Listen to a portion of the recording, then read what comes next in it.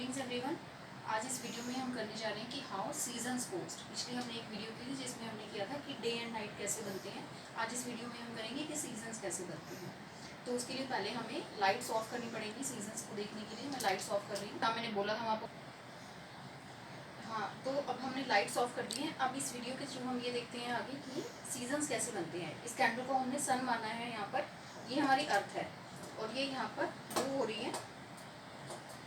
जब हमारी अर्थ इस डायरेक्शन में होती है, इस जगह यहाँ पर होती है, तो यहाँ पर क्या होता है, सन की रेज, अब ध्यान से देखो, ट्रॉपिक ऑफ कैंसर पर हमारी डायरेक्ट सन रेज पड़ रही है। इसमें इस एरिया में ट्रॉपिक ऑफ कैंसर भी डायरेक्ट सन रेज पड़ेगी। इक्वेटर से ऊपर वाला हमारा एरिया ट्रॉपिक ऑफ कैंसर, वहाँ पर आती है नॉर्दर्न हेमिस्फीयर। दैट मीन्स कि नॉर्दर्न हेमिस्फीयर को ज़्यादा सनलाइट मिल रही है इस एरिया में, और यहाँ पर समर सीजन होगा नॉर्दर्न हेमिस्फीयर में। जबकि इसके अपोजिट साइड, जिसको कि कम सनलाइट मिल रही है, नीचे वाला हिस्सा, उस वाले एरिया में क्या होगा, वहाँ पर विंटर सीजन होगा।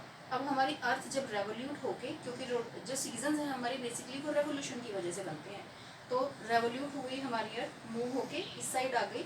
अब हम ये उस टाइम पे पहुंच गए जब ईयर में हमारा सितंबर वाला मंथ आ जाता है। हम वहाँ तक पहुंच गए हैं।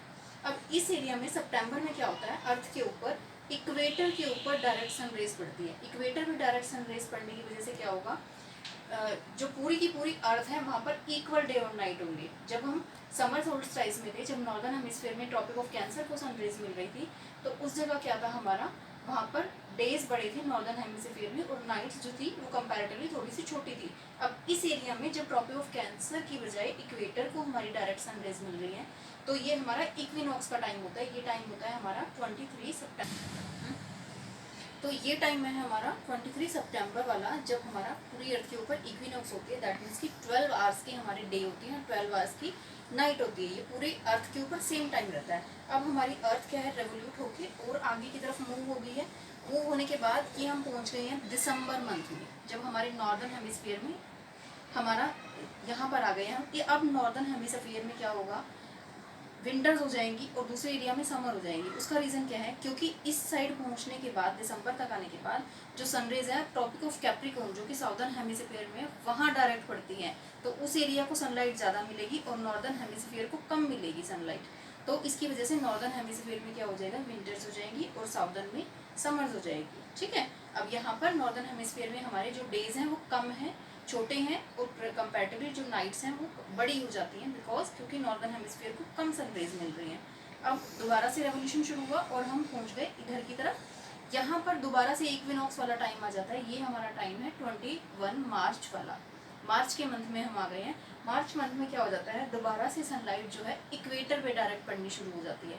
इक्वेटर पे पड़ने की वजह से पूरी अर्थ में फिर दोबारा से क्या हो जाएगा, इक्वल डे और नाइट हो जाएंगे। दैट मीन्स कि 12 आवर्स की हमारा डे और 12 आवर्स का नाइट। 21 मार्च जो होता है हमारा पूरे कंट्री में इक्विनॉक्स डे माना जाता है। 21 मार्च एंड 23 सितंबर, ये दो इक्विनॉक्स डेज होते हैं हमारे, जब हमारा पूरी अर्थ के ऊपर इक्वल डे और नाइट होते हैं। अब दोबारा से हम रेवोल्यूट होके उसी एरिया पे आ गए जहाँ से हमने स्टार्ट किया था। दैट मीन्स कि अब दोबारा नॉर्दर्न हेमिस्फीयर में हमारी जो सनलाइट है वो डायरेक्ट आने लगी ट्रॉपिक ऑफ कैंसर पे, और दोबारा नॉर्दर्न हेमिस्फीयर में जो है उसके ऊपर क्या हो गया, समर सीजन हो गया। ठीक है। तो इस तरह से हमारा सीजन्स का ये रेवोल्यूशन के थ्रू हमने आप इस वीडियो में किया कि किस तरह से रेवोल्यूशन के थ्रू हमारे सीजन्स चेंज होते हैं।